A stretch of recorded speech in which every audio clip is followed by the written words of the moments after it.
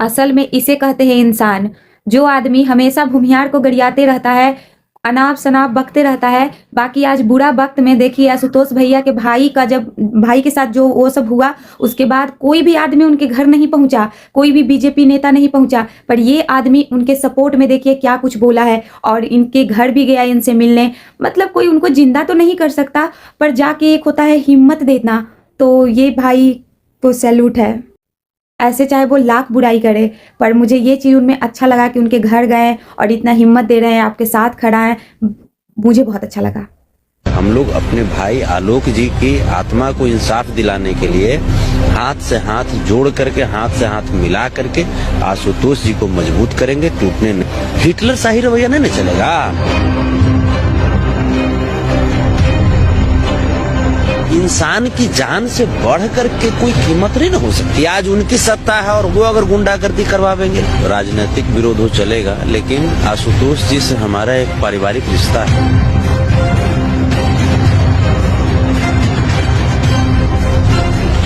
किसी व्यक्ति के द्वारा एक्सीडेंट के बाद वहीं पे बैठा करके रखना और मौत के करीब पहुंचाना, ये कहीं न कहीं जघन अपराध की श्रेणी में आता है।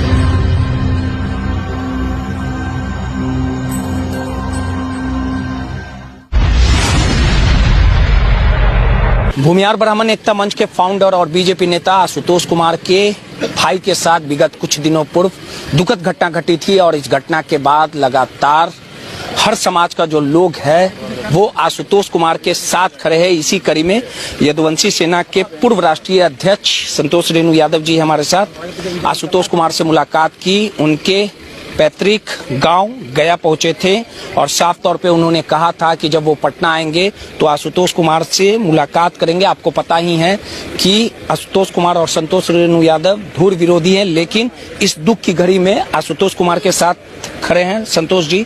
आशुतोष जी से आपने मुलाकात किया, दोनों धुर विरोधी के रूप में जाने जाते हैं, लेकिन इस दुख की घड़ी में आप आशुतोष कुमार के साथ आए, आपकी वार्तालाप हुई।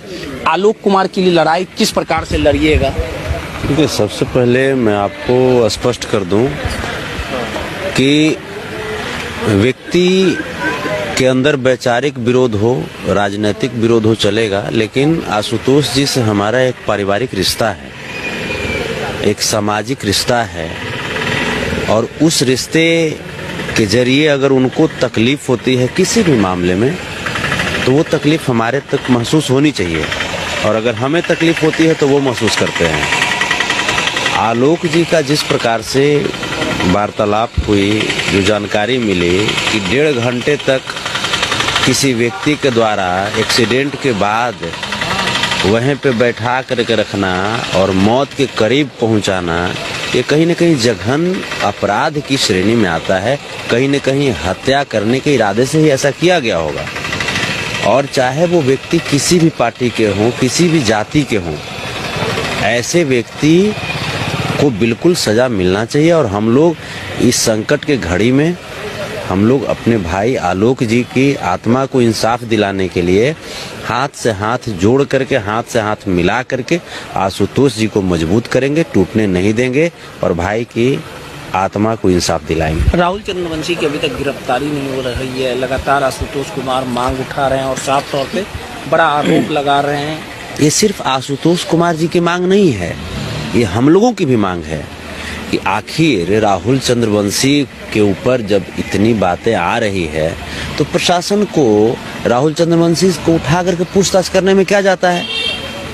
सुनने में तो यहाँ तक आया है कि जो वहाँ के जो स्थानीय जो सरकार हैं, उस सरकार से राहुल चंद्रवंशी जी की काफी करीबियां हैं, उनके जो मंत्री हैं उनसे काफी करीबियां हैं। तो आप जब मिनिस्टर हो करके जब एक अपराधी को बचाने का प्रयास कर रहे हैं, आप जब एक सीएम हो करके अपराधी को बचाने का प्रयास कर रहे हैं, तब तो फिर ये आम पब्लिक फिर तो अपनी अधिकार के लिए फिर तो सड़कों पे उतरेगी, और सड़कों पे उतरेगी इंसाफ के लिए। तो हम वहाँ पे अपनी पूरी ताकत से आशुतोष कुमार जी के साथ खड़े हैं। इन्हें इस तकलीफ की घड़ी में अकेले नहीं छोड़ सकते। देवघर भी कुछ किया जाएगा अगर गिरफ्तारी नहीं होगा? देवघर क्या, दिल्ली तक जरूरत पड़ेगा, कुछ किया जाएगा। ये लोकतांत्रिक व्यवस्था है ना, हिटलर शाही रवैया नहीं चलेगा।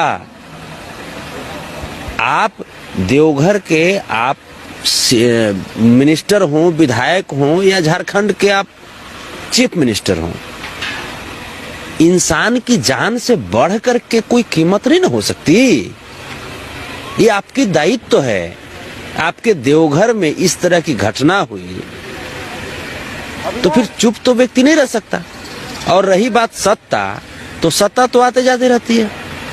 आज अगर मान लीजिए कि आज उनकी सत्ता है और वो अगर गुंडागर्दी करवावेंगे, कल होकर के इधर की सत्ता आएगी, इधर के लोग गुंडागर्दी करवावेंगे, तो इसमें इस बीच में मानवता का हनन तो हो जाएगा। लड़ाई लड़ी जाएगी। बिल्कुल लड़ाई लड़ेंगे हम लोग। सीधे तौर पे संतोष यादव थे, आशुतोष कुमार से मुलाकात की और साफ तौर पे कहा कि आलोक की लड़ाई हम दिल्ली तक लड़ेंगे, देवघर तक लड़ेंगे, इंसाफ किसी भी कीमत पर लिया जाएगा।